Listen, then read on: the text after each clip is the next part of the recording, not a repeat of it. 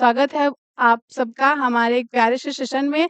हम लोग आज क्लास 10th का एनसीईआरटी के क्वेश्चन को सॉल्व करेंगे, लेकिन थ्योरी के साथ, ठीक है? अगर लगातार बने रहोगे तो 4 से 5 महीने में हम बहुत ही आसानी तरीके से एकदम थ्योरी के साथ बहुत ही प्यार से सॉल्व करेंगे। और तो आप लोग बने रहो। और हाँ, एक बात और कि आप लोग सोचोगे कि हम पढ़ेंगे मतलब एनसीईआरटी के जो भी स्लाइड पे पढ़ेंगे पीडीएफ वगैरह, तो आपको फ्री में अवेलेबल हो जाएगा प्ले स्टोर से। आपको बस कुछ नहीं करना है, easy science board play store पे सर्च करना है, उसको डाउनलोड करना है और फ्री में पीडीएफ पाओगे, मुफ्त में पढ़ोगे। और बहुत ही आसानी तरीके से कोशिश करेंगे हम कि सारी डाउट्स को नोट्स में बना करके आप लोगों के द्वारा पहुंचाए और आप लोग बहुत ही अच्छे से पढ़ो। हाँ, तो हम क्या बोल रहे थे कि अंक और संख्या को हम लोग थोड़ा-सा डिटेल से देखते हैं कि क्या है। और ताकि हम लोग को मतलब आसानी हो जाए पढ़ने में। हम बताए हैं बहुत बार, लेकिन थोड़ा-सा देख लेते हैं एक बार अंक। चलो देखते हैं अंक। अंक और संख्या बोले थे ना, तो पहले हम लोग देखते हैं अंक, जिसको हम लोग अंग्रेजी में क्या बोलते हैं? डिजिट। डिजिट बोलते हैं ना अंक को। तो हम क्या बताए थे कि 0, 1, 2 मतलब 0 से 9 तक के बीच वाले सिंगल टर्म को हम लोग अंक यानी कि डिजिट्स बोलते हैं। अब एग्जाम्पल में क्या ही लोगे, जैसे 0 से लेके 9 तक के बीच वाले कोई भी संख्या ले लो, 5, 6, 7, 8, सिंगल टर्म 9 तक के, ठीक है? उसके बाद है संख्या। संख्या को अंग्रेजी में क्या बोलते हैं? नंबर। पता होगा ना आप लोगों को। तो संख्या जो होता है 9 तक के आगे वाले टर्म लेते हैं, जैसे 10, 11, 12 से लेके जहां तक आप गिन सकते हो, जहां तक गिना जा सके, जहां तक गिना जा सके।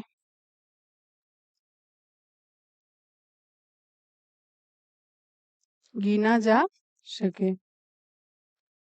को अब आपके मन में एक सवाल आ रहा होगा कि मान लेते हैं 5, 2, 4, 6 बोलेंगे।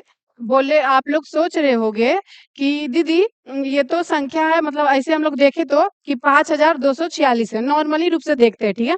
तो क्या है? 5,246 रुपया है, मान लेते हैं ये रुपया है, ठीक है? ओके। लेकिन आप लोग सोच रहे हो कि दीदी इसको तो हम लोग अंक भी बोल सकते हैं ना, क्योंकि ये अगर इसको सिंगल टर्म जैसे 5, 2, 4, 6 तो बिल्कुल बोल सकते हैं, लेकिन इसको सिंगल टर्म में समझे तो जैसे कि ये 5 को अकेले रखे, 2 को अकेले, 4 को अकेले और 6 को अकेले रखेंगे तो ये अंक हो जाएगा। लेकिन एक निश्चित क्रम में जैसे हम सजा दिए 5, 2, 4, 6, तो ये जो हो जाएगा हमारा एक निश्चित संख्या, जिसे हम क्या बोलते हैं? 5,246। अब देखो 1, 1, 2 मानते हैं, ठीक है? तो ये एक भी अंक है, ये भी अंक है, ये भी अंक है, लेकिन हम इसको प्रॉपर अच्छे से सजाते हैं, एक निश्चित क्रम में लिखते हैं, मतलब क्रम में नहीं, बस एक निश्चित सजा करके लिखते हैं। तो इसे हम लोग बोलते हैं संख्या, जो कि क्या होता है? 112। तो मुझे विश्वास है कि आप लोग समझ गए होंगे। तो चलो हम लोग आगे का प्रारंभ करते हैं। आगे पढ़ना है प्राकृतिक संख्या। तो आप लोग सोच रहे हो प्राकृतिक संख्या क्या होता है? तो 9th या फिर 8th क्लास में पढ़े होंगे कि गिनती की सभी संख्याएं को प्राकृतिक संख्या कहते हैं। तो सेम वही चीज पढ़ने का है कि गिनती की जिसे हम गिन सकते हैं उसे प्राकृतिक संख्या कहते हैं। जैसे कि 1, 2, 3 आप जहाँ तक गिन सकते हो, काउंट कर सकते हो। तो आप बोलोगे, अगर आपके मन में ये सवाल आता होगा कि इनफिनाइट अनंत को भी बोल सकते हैं प्राकृतिक संख्या? नहीं, आप जहाँ तक गिन सकते हो एकदम नेचुरल वे में। इसी इसका डेफिनेशन हम लोग ऐसे समझ सकते हैं कि गिनती की सभी संख्याओं को प्राकृतिक संख्या कहते हैं। तो आइए हम लोग इस स्लाइड पे मतलब लिख के समझते हैं, इसका डेफिनेशन भी लिखते हैं ताकि हम लोग अच्छे से समझ पाए। और फर्स्ट है हम लोगों का पढ़ने का प्राकृतिक संख्या।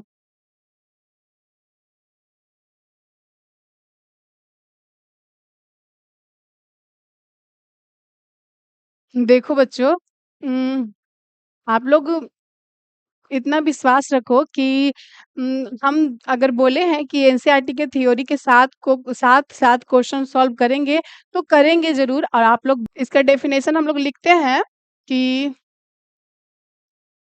गिनती की सभी संख्याओं गिनती की सभी संख्याओं को गिनती की सभी संख्याओं को प्राकृतिक संख्या कहा जाता है।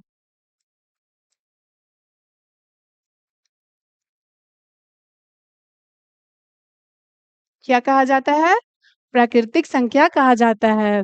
कोई बोलेगा कि प्राकृतिक संख्या क्या होता है, तो आप लोग बहुत ही प्यार से बता देना कि वैसी संख्या जिसे हम गिन सकते हैं या फिर गिनती की सभी संख्याएं को हम लोग प्राकृतिक संख्या बोलते हैं।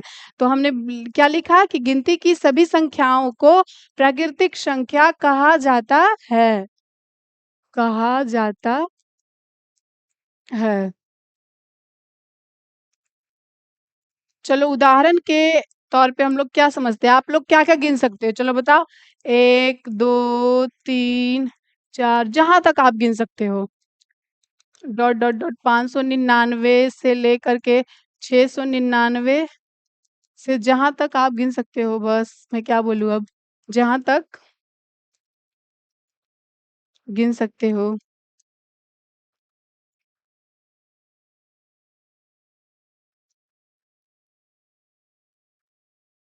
तो क्या है प्राकृतिक संख्या की गिनती की सभी संख्याओं को हम लोग प्राकृतिक संख्या बोलते हैं।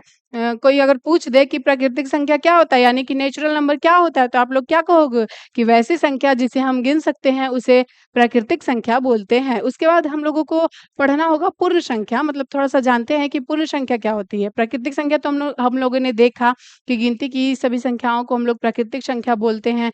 उसके बाद है पूर्ण संख्या। तो पूर्ण संख्या क्या है कि सभी प्राकृतिक संख्या को पूर्ण संख्या बोल सकते हैं, ठीक है। लेकिन इसमें जीरो को शामिल कर दिया जाए तो, यानी कि जीरो से प्रारंभ होने वाली सभी प्राकृतिक संख्याओं को पूर्ण संख्या कहते हैं। ताकि डेफिनेशन आप लोग देख लो और याद हो जाए। पूर्ण संख्या क्या है?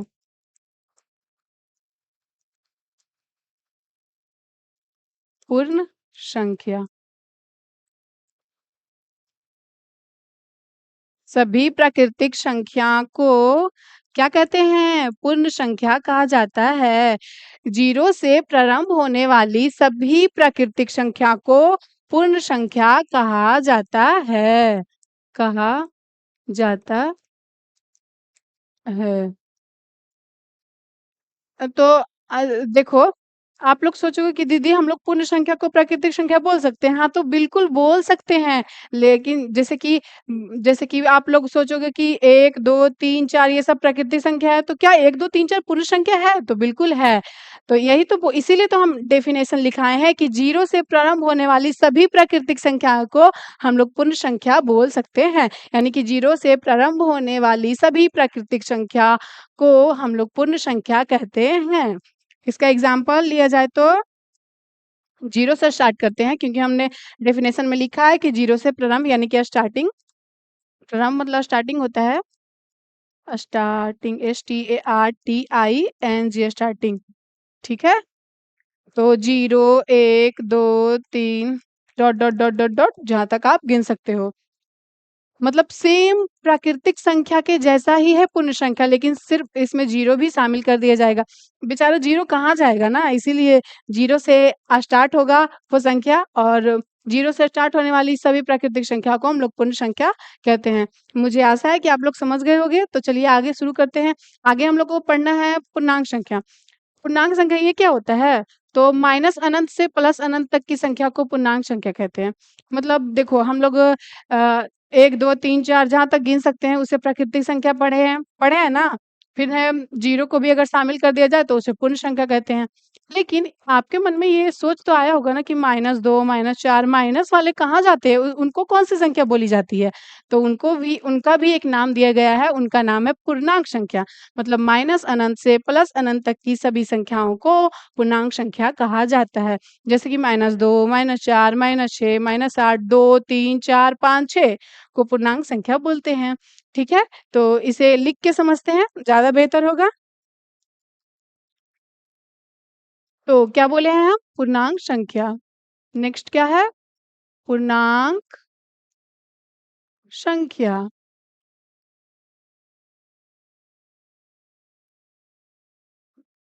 एक बात, हाँ, आप लोग सब्सक्राइब करो जल्दी जल्दी इजी साइंस बोर्ड को, ठीक है। तो हम पूर्णांक संख्या बोले हैं कि माइनस इन्फिनिटिव से,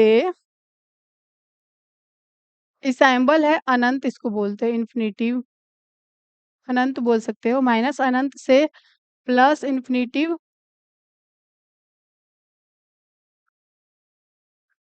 ठीक है ना। माइनस इन्फिनिटिव से प्लस इन्फिनिटिव तक की संख्या को पूर्णांक संख्या कहा जाता है। चलो एक बार थोड़ा सा रिवीजन करते हैं। शुरू से हम लोग स्टार्टिंग में क्या पढ़े थे? अंक यानी कि डिजिट्स। तो 0 से 9 तक के बीच वाले को, सिंगल सिंगल टर्म को हम लोग क्या बोलते हैं? अंक बोलते हैं।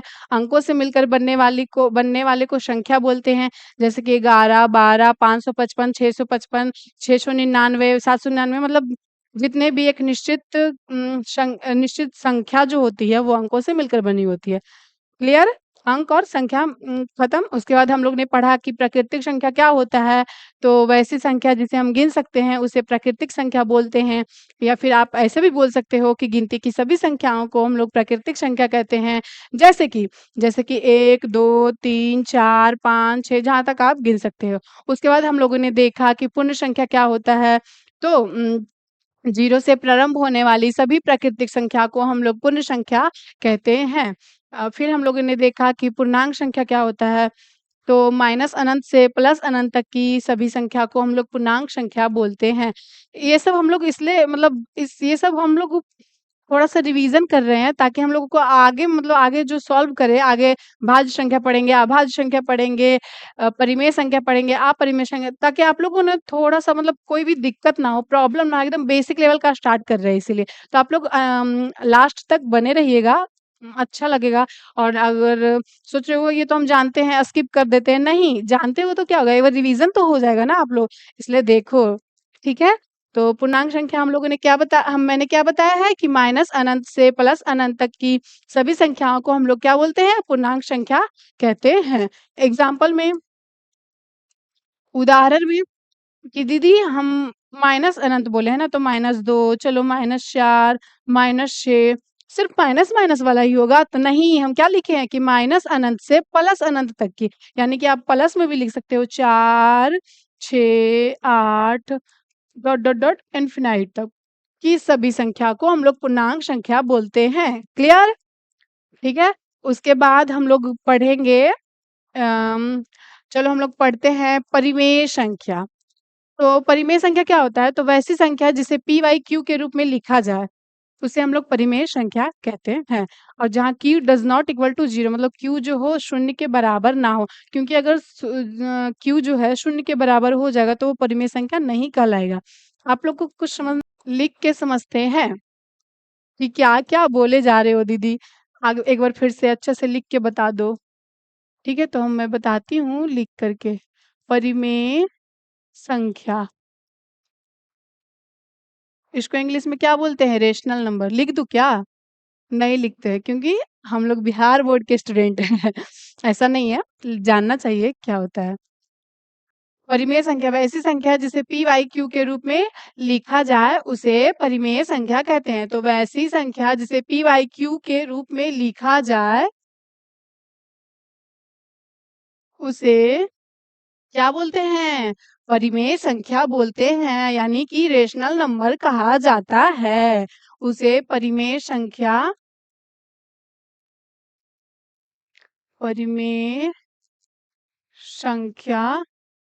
कहते हैं। लेकिन एक कंडीशन है, q जो है वो 0 के बराबर नहीं होना चाहिए। अगर वो 0 के बराबर हो जाएगा तो परिमेय संख्या नहीं कहलाएगा ना। एग्जाम्पल, उदाहरण क्या होगा? 2/4, 3/2, 2, 3, 4, डॉट डॉट डॉट, जो भी। तो देखो, आप लोग के मन में थोड़ा-सा ये क्वेश्चन आ रहा होगा, सवाल आ रहा होगा कि ठीक है, 2/4 जो है वो पी बाई क्यू के रूप में लिख देते हैं। डन? हाँ, ठीक है, पी बाई क्यू के रूप में तो हो गया। लेकिन दीदी ये जो 3 है वो परिमेय संख्या होगा? बिल्कुल होगा। कैसे होगा? देखो, 3 के नीचे एक छुपा है कि नहीं? इसे लिखते नहीं है क्योंकि एक से डिवाइड करेंगे तो 3 ही आएगा इसीलिए। तो 3 भी p बाई q के रूप में है लेकिन एक जो है छुपा रहता है नीचे, इसीलिए इसको भी परिमेय संख्या कहेंगे, ठीक है? इसको भी परिमेय संख्या कहेंगे। तो मतलब ये जो सारे हैं 2/4, 3/2, 2, 3, 4, 5, 6, 7 उसे हम क्या बोलेंगे? परिमेय संख्या। सिंपल सिंपल अगर कोई पूछ दे कि बताओ परिमेय संख्या क्या होता है? इसको परिभाषित करो या फिर डेफिनेशन समझाओ क्या होता है? तो वैसी संख्या जिसे हम p बाई q के रूप में लिख सकते हैं, उसे परिमेय संख्या कहते हैं। लेकिन एक कंडीशन है q जो हो वो 0 के बराबर ना हो क्योंकि अगर q जो है 0 के बराबर हो जाएगा तो वो परिमेय संख्या नहीं होगा ना। जैसे कि देखो 6/0 अगर हम कर देते हैं बाय चांस कि q 6/0 तो ये भी तो p बाई q के रूप में है लेकिन यहाँ पे q जो है 0 के बराबर हो गया। तो ये तो 6/0 फिर तो नॉट डिफाइन हो जाएगा ना। देखो दिस इज नॉट डिफाइन, नहीं इसको हम लोग परिभाषित ही नहीं कर सकते। इसीलिए पहले ही कंडीशन क्या दिया गया है कि जी q जो हो वो 0 के बराबर नहीं होना चाहिए। मतलब कुछ भी हो, 0 को छोड़कर आप कुछ भी लिख दो, 4/6, 6/5 कुछ भी लिख सकते हो। तो फिर से एक बार समझते हैं कि परिमेय संख्या क्या होती है। तो वैसी संख्या जिसे p बाई q के रूप में लिखा जाए उसे परिमेय संख्या कहते हैं। लेकिन q जो हो वो 0 के बराबर नहीं हो तो उसे क्या बोलते हैं? परिमेय संख्या कहते हैं। उसके बाद हम लोग देखेंगे कि अपरिमेय संख्या क्या होता है। तो जस्ट इसका अपोजिट कि वैसी संख्या जिसे p बाई q के रूप में नहीं लिखा जाए उसे अपरिमेय संख्या कहते हैं। लेकिन वहां भी q does not equal to 0, मतलब q जो हो 0 के बराबर नहीं हो क्योंकि अगर 0 के बराबर हो जाएगा तो फिर वो डिफाइन ही नहीं होगा, तो फिर कैसे बोलेंगे अपरिमेय संख्या, ठीक है? तो आइए अपरिमेय संख्या, इसको इंग्लिश में क्या बोलते हैं? Irrational number. हमने क्या बताया है? अपरिमेय संख्या की वैसी संख्या जिसे p बाई q के रूप में नहीं लिखा जाए उसे अपरिमेय संख्या कहते हैं। तो क्या लिखाएगा डेफिनेशन की वैसी संख्या लिखा जा सकता, क्या बोले हैं? अपरिमेय संख्या की वैसी संख्या जिसे p बाई q के रूप में नहीं लिखा जाए उसे हम लोग क्या बोलते हैं? अपरिमेय संख्या कहते हैं। कि वैसी संख्या जिसे p बाई q के रूप में नहीं लिखा जा सकता है उसे क्या बोलते हैं? उसे हम लोग बोलते हैं अपरिमेय संख्या। उसे क्या बोलते हैं? उसे अपरिमेय संख्या कहते हैं। उदाहरण क्या होगा इसका? जल्दी जल्दी बताओ। उसे अपरिमेय संख्या कहते हैं।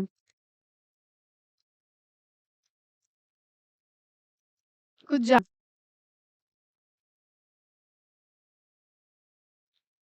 और हाँ, वीडियो अच्छी लगी हो तो लाइक भी अवश्य करिएगा।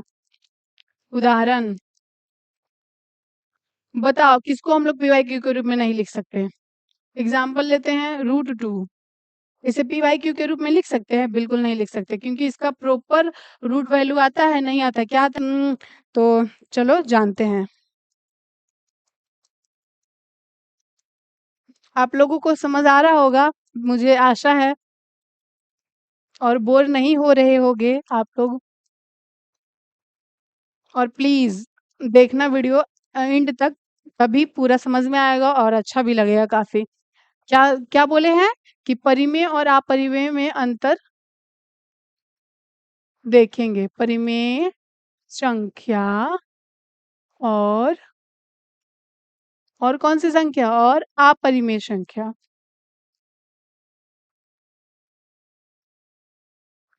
क्या है कि परिमेय संख्या और अपरिमेय संख्या के बीच अंतर।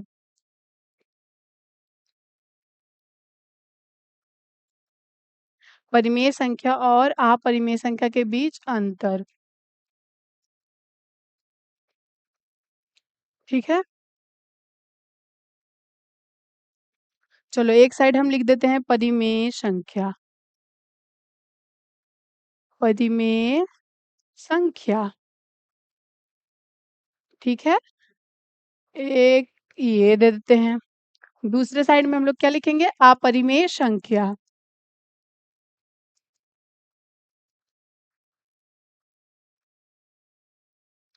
ठीक है।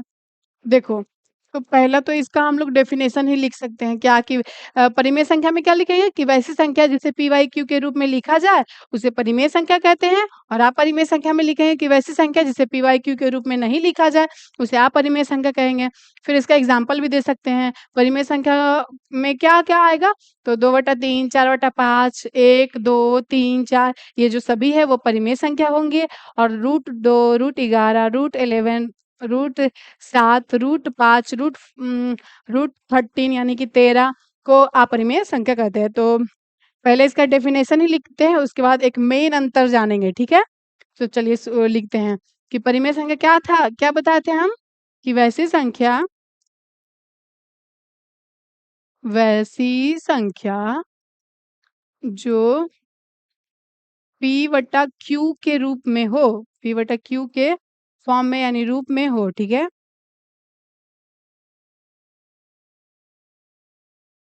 रूप में हो और इसमें क्या था कि वैसी संख्या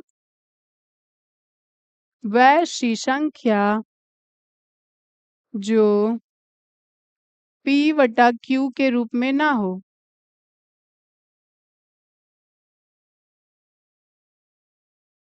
p/q के रूप में नहीं हो। फिर इसका हम लोग एग्ज़ाम्पल भी दे सकते हैं। उदाहरण में क्या देंगे हम लोग? 4, 5, 6, 2/3 ईटीसी है कि नहीं? और अपरिमेय संख्या में हम लोग क्या देंगे? √2, √5, √7, √11 ठीक है? ईटीसी। देखो और एक मेन अंतर ये है कि परिमेय संख्या को शांत दशमलव के रूप में लिख सकते हैं। परिमेय संख्या जो होता है वो शांत दशमलव और अशांत आवृत्ति के रूप में लिखा जा सकता है। ये है क्या आखिर? तो इसको भी जानेंगे, पहले लिखने दो हमको थोड़ा-सा अंतर, ठीक है? ये जो परिमेय संख्या होती है ना, यह शांत दशमलव दशमलव एवं अशांत आवृत्ति के रूप में होता है, के रूप में होता है।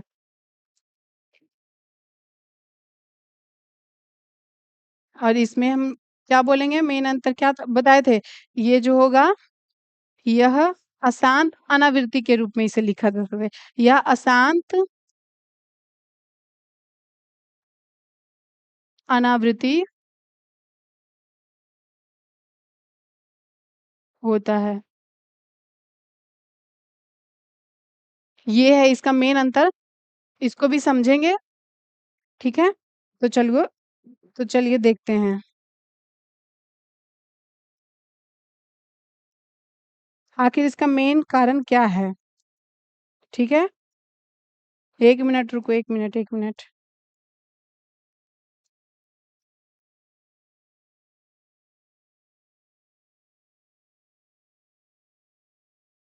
देखो अब पढ़ेंगे शांत दशमलव और अशांत क्या होता है?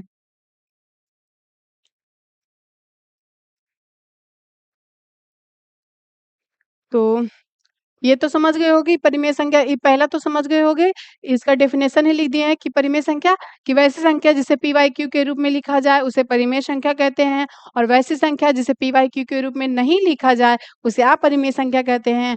परिमेय संख्या में क्या था कि q जो है वो 0 के बराबर नहीं होगा और आप फिर इसका एग्ज़ाम्पल क्या था परिमेय संख्या का कि 2, 4, 5, 6, 6/2, 3/4 डॉट इत्यादि, ठीक है? और अपरिमेय संख्या में √2, √4, √5, √4 नहीं, √7, √11, √13 इत्यादि, ठीक है? और एक हम बताए थे ये एक मेन अंतर यानी मेन डिफरेंस जो होगा परिमेय और अपरिमेय के बीच, ये यह शांत दशमलव एवं अशांत आवृत्ति के रूप में होता है। मिट गया क्या? रूप में होता है और यह अशांत अनावृत्ति होता है यानी अशांत अनावृत्ति के रूप में होता है। के रूप बोल सकते हो, के रूप। होता है। तो चलिए हम लोग पढ़ेंगे पहले शांत दशमलव क्या होता है, अशांत दशमलव क्या होता है, अशांत अनवृत्ति क्या होती है, ये तो पहले जानेंगे ना तभी समझ में आएगा आपको अच्छे से। चलो, शांत दशमलव, शांत दशमलव।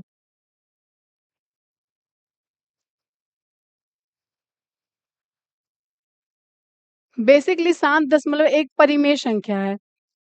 क्या लिखेंगे कि एक परिमेय संख्या, एक परिमेय संख्या, एक परिमेय संख्या।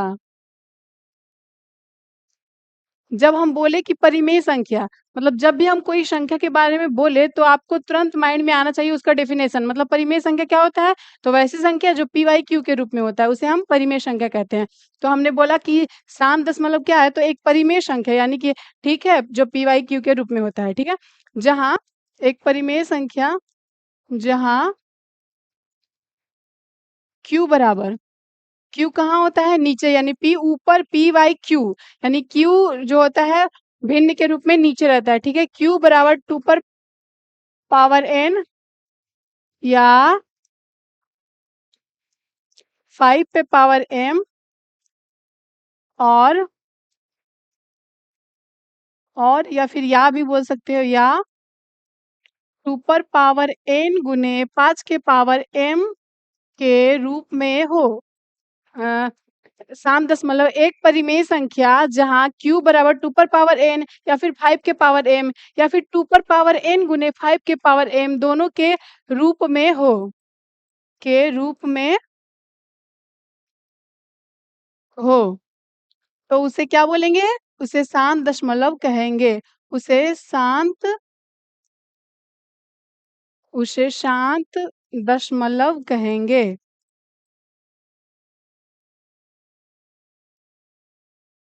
कहें, कहेंगे, ठीक है। अम, चलो इसको हम लोग उदाहरण के तौर पे समझते हैं बहुत ही अच्छे तरीके से। एग्जाम्पल में हम लेते हैं 3/8, ठीक है, जो कि एक परिमेय संख्या है। हाँ परिमेय संख्या है, बिल्कुल है। या एक पी वाई क्यू के फॉर्म में है। हाँ पी वाई क्यू के रूप में है दीदी, ठीक है। आपको बोलना है, जैसे हम यदि पूछे कि 3/8 को शांत दशमलव के रूप में लिखे, मतलब क्या ये शांत दशमलव है। अगर पूछ दिया क्या ये 3/8 शांत दशमलव के रूप में है, तो आइए देखते हैं इसको, मतलब कैसे जानेंगे कि यह शांत दशमलव है या फिर अशांत दशमलव है। सबसे पहले क्यू हम बोले ना कि एक परिमेय संख्या, क्या बोले हम, एक परिमेय संख्या। 3/8 एक परिमेय संख्या है, बिल्कुल है। क्यों है, क्योंकि यह पी वाई क्यू के फॉर्म में है, इसलिए यह परिमेय संख्या है। तो हमने क्या बोला शांत दशमलव को कि एक परिमेय संख्या जहाँ q बराबर 2 पर पावर n या फिर 5 के पावर m या 2 पर पावर n गुने 5 के पावर m के रूप में हो, उसे शांत दशमलव कहेंगे। तो हमने एक एग्जाम्पल लिया 3/8 जो कि पी वाई क्यू के फॉर्म में है, बिल्कुल है। अब हम 8 क्यू बराबर यहाँ पे क्या हो जाएगा, क्यू बराबर 8 है, ठीक है। 8 को सबसे पहले हम लोग गुणनखंड करते हैं, या कितने से कटेगा, 2 से कटेगा 4 बार में, ठीक है। 2 से कटेगा 2 बार में, 2 से 1 बार में। तो हम 8 को क्या लिख सकते हैं, लिख सकते हैं 2 गुने 2 गुने 2, लिख सकते हैं ना, बिल्कुल। क्योंकि इसका गुणनखंड आया है 2 गुने 2 गुने 2, यानी 2 दूनी 4, 4 दूनी 8, ठीक है। तो हम 8 को लिख सकते हैं 2 पर पावर 3, बिल्कुल लिख सकते हैं। अब देखिए क्या हम इस q को, मतलब क्या ये q जो है 2 पर पावर n के बराबर है या फिर 5 के पावर n m, या 2 पर पावर n गुने 5 के पावर m के फॉर्म में है, तो ये शांत दशमलव हो जाएगा बहुत ही अच्छे से। तो चलिए देखते हैं कि क्या ये 3/8 शांत दशमलव है कि नहीं। तो हमें देखना है कि q बराबर जो है 2 पर पावर n या फिर 5 के पावर m या फिर 2 पर पावर n गुने 5 के पावर m के फॉर्म में होना चाहिए, तभी ना बोलेंगे कि ये शांत दशमलव है। तो हमने पहले 8 का गुणनखंड करा, जो कि आया है 2 पर पावर 3 आया है ना। तो हम लिख सकते हैं 2 पर पावर 3 गुने 5 के पावर 0। अब बोलोगे दीदी आप 5 के पावर 0 क्यों दिए? क्योंकि इसमें इसमें तो सिर्फ 8 बराबर 2 पर पावर 3 ही है। देखो आपका मन, आप दे भी सकते हो, नहीं भी दे सकते हो, क्योंकि आपको पता होना चाहिए कि 5 के पावर 0 यानी किसी भी संख्या, किसी भी संख्या, कोई भी नंबर के सर पे यदि 0 हो तो वह 1 के बराबर होता है। ये आपको याद रखना है, ठीक है? तो हम देखिए 5 के पावर 0 यानी 5 के ऊपर शून्य लगाए हैं तो यह 1 के बराबर हो गया, तो इससे कोई फ़र्क नहीं पड़ा। फिर हम 2 को 3 बार में, यानी 2 गुने 2 गुने 2 करेंगे तो 8 के बराबर तो आएगा ना, बिल्कुल आएगा। तो हम इस 5 के पावर 0 इसलिए लिखे हैं ताकि आप लोग आसानी से समझ पाओ। तो क्या ये, अब पॉइंट ये आता है कि क्या ये शांत दशमलव है? तो उसके लिए क्या कंडीशन था कि q बराबर जो हो वो 2 पर पावर n और 5 के पावर m, या फिर 2 पर पावर n गुने 5 के पावर m के फॉर्म में हो। तो हमने देखा कि 2 पर पावर n यानी 2 पर पावर 3, जिसको हम लोग n बोलेंगे, ठीक है, और 5 के पावर 0 यानी कि m के रूप में है, तो ये शांत दशमलव होगा। बस इतना ही ईजी है। आप लोग मुझे आशा है कि आप लोग समझ गए होंगे। और अशांत दशमलव अब देखते हैं, ठीक है? शांत दशमलव तो हो गया, कोई प्रॉब्लम नहीं होनी चाहिए मेरे हिसाब से। तो चलिए आगे करते हैं अशांत दशमलव। शांत दशमलव समझ गए होंगे ना आप लोग? हाँ, अब आते हैं अशांत दशमलव में। आखिर ये अशांत दशमलव क्या है?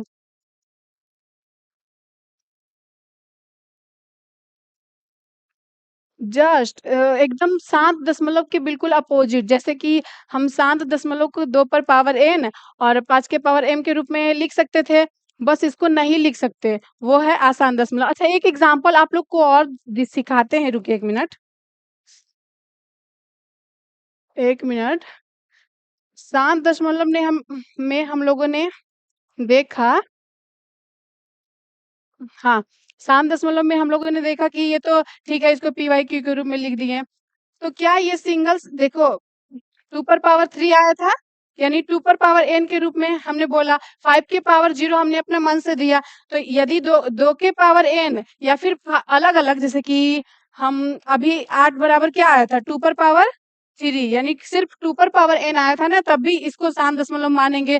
या फिर देखो आप 25 ले लो, 3/25 लेते हैं, ठीक है? तो क्या आएगा, 3/5 का स्क्वायर आएगा ना।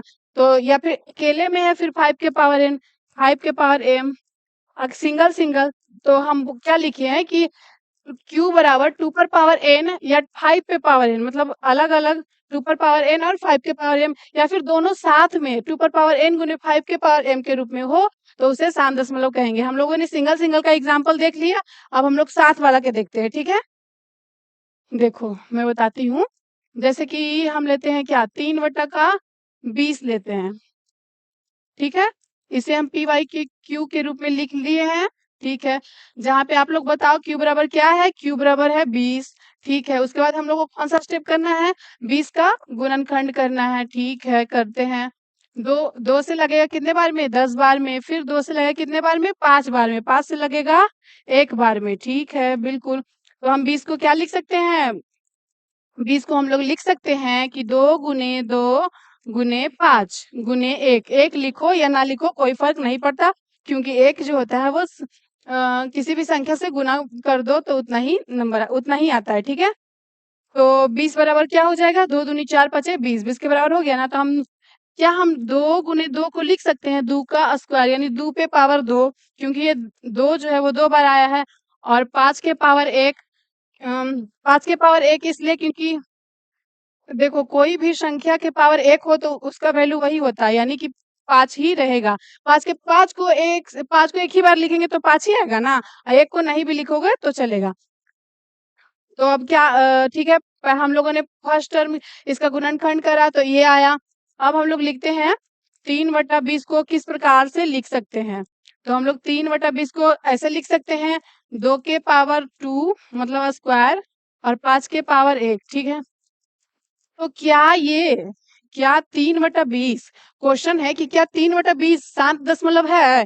तो हम आप लोग बहुत ही एकदम सौर तरीके से बोल सकते हो कि 3/20 जो है वो शांत दशमलव है, क्योंकि हम हमने पढ़ा है कि एक परिमेय संख्या जो 2 के पावर n और 5 के पावर m या फिर 2 के पावर n और 5 के पावर m के गुणनफल के रूप में हो तो उसे शांत दशमलव कहते हैं। जैसे कि हम लोगों ने देखा था 3/8 का एग्जाम्पल में क्या था कि 3/2 का क्यूब, ठीक है। और फिर हमने एक एग्जाम्पल लिया था 3/25 जो कि था, अच्छा इसको डॉट करते 1 मिनट।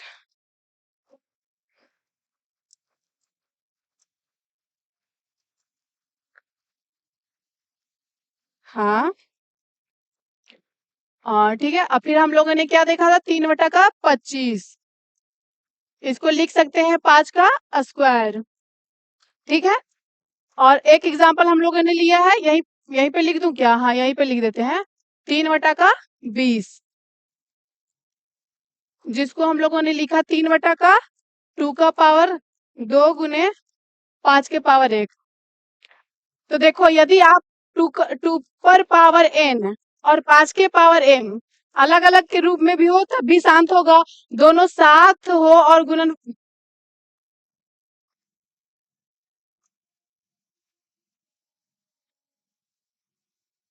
क्या देखा शांत दशमलव में कि कोई भी परिमेय संख्या जो 2 के पावर n के रूप में हो तब भी उसे शांत दशमलव कहेंगे, या फिर 5 के पावर m के रूप में हो तब भी उसे शांत दशमलव कहेंगे, या फिर 2 के पावर n और 5 के पावर m के गुणनफल के रूप में भी हो तब भी उसे शांत दशमलव कहेंगे। जैसे कि आप लोग के मन में ये सवाल आ रहा होगा कि जैसे कि हम तो बोले थे कि 2 पर पावर m और 5 के पावर m के गुणनफल के रूप में हो, m और n के गुणनफल के रूप में हो तभी ही शांत दशमलव होगा, नहीं तो यदि अलग अलग भी होगा 2 पर पावर n और 5 के पावर m या फिर गुणनफल के रूप में भी होगा तब भी वो शांत दशमलव कहलाएगा, ठीक है। तो मुझे आशा है कि आप लोग समझ गए होंगे। तो हम लोग आगे देखते हैं, आगे है आसान दशमलव। आसान दशमलव शांत दशमलव के बिल्कुल अपोजिट यानी कि उल्टा है। शांत दशमलव, अशांत दशमलव मतलब शांत दशमलव का बिल्कुल अपोजिट, शांत दशमलव में होता है और अशांत दशमलव में नहीं हो तो उसे हम लोग अशांत दशमलव कहेंगे। चलो उदाहरण उदाहरण में हम लोग समझते हैं। जैसे कि क्या मानूं, मान लेते हैं 7 का 121, ठीक है। तो हम लोग पहला कंडीशन हम लोग क्या करते हैं, पहले ये देखते हैं कि क्या ये पी वाई क्यू के रूप में है, बिल्कुल ये पी वाई क्यू के रूप में है। फिर हम लोग देखें क्यू बराबर क्या है, तो क्यू बराबर 121 है, ठीक है। क्यू बराबर 121 है। फिर हम लोग थर्ड टर्म क्या करते हैं, थर्ड स्टेप क्या होता है कि 121 का हम लोग गुणनखंड करेंगे, ठीक है। क्यू को हम लोग गुणनखंड करेंगे तो ये कितने बार में लगेगा, क्या 121 सात में आता है, चलो देखते हैं। 7 से एक बार में 7 5 बच गया, ये तो नहीं कटेगा 7 से, इसका वन एंड एक ही है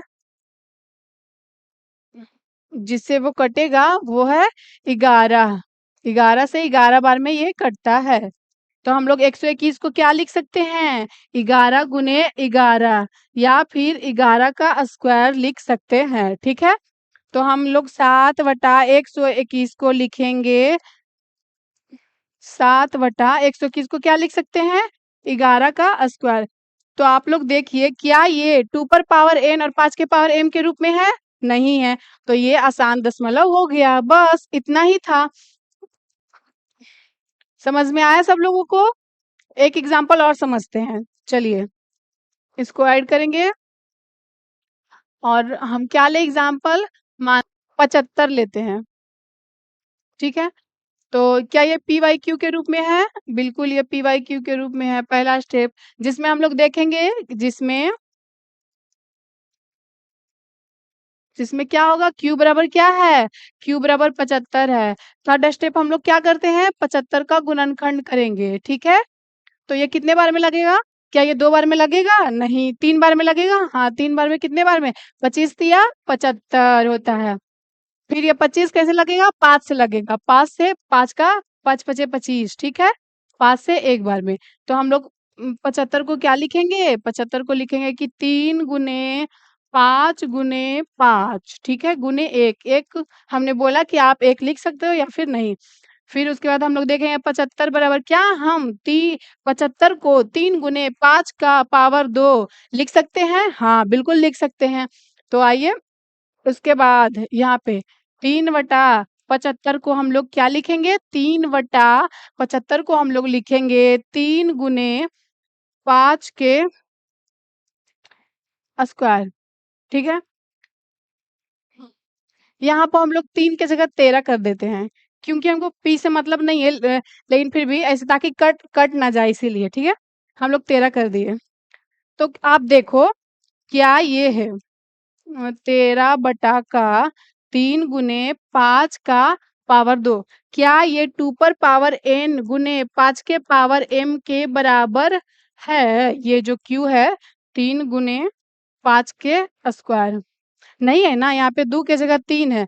तो हम क्या बोले थे, या तो 2 रहेगा या तो 5 रहेगा, या तो 2 और 5 का गुणनफल रहेगा तभी होगा शांत, और यदि उसके अलावा कोई दूसरी संख्या हो तो क्या हो जाएगा, वो हो जाएगा अशांत दशमलव, ठीक है। और एक आध गो एग्जाम्पल हम लोग समझते हैं। चलिए एक एग्जाम्पल और समझते हैं।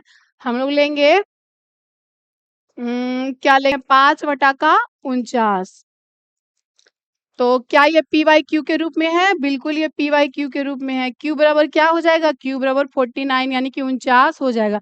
अब हम लोग क्या करते हैं 49 का गुणनखंड करेंगे, तो बताइए 49 का गुणनखंड कैसे करेंगे? क्या ये 2 से लगेगा? 2 से नहीं, 3 से भी नहीं, 4 से नहीं, 5 से भी नहीं, 6 से भी नहीं, 7 से लगेगा, क्योंकि इसका 7 सते का 49 होता है। तो ठीक है, 7 से एक बार में, तो 49 को हम लोग क्या लिखेंगे? 49 को हम लोग लिखेंगे 7 गुने 7 गुने 1, ठीक है।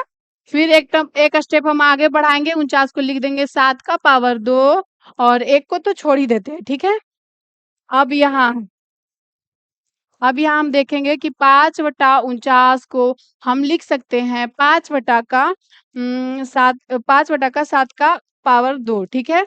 तो देखिए ये जो है, फिर हम लोगों ने देखा कि क्यू बराबर यानी क्यू बराबर 7 का स्क्वायर है, ये ना ही 2 पर पावर n गुने 5 के पावर m के बराबर नहीं है, इसीलिए इसीलिए यह जो है, यह कौन 5/49 जो है अशांत दशमलव होगा।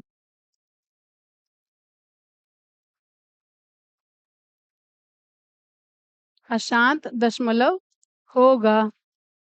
कितना आसान है ये।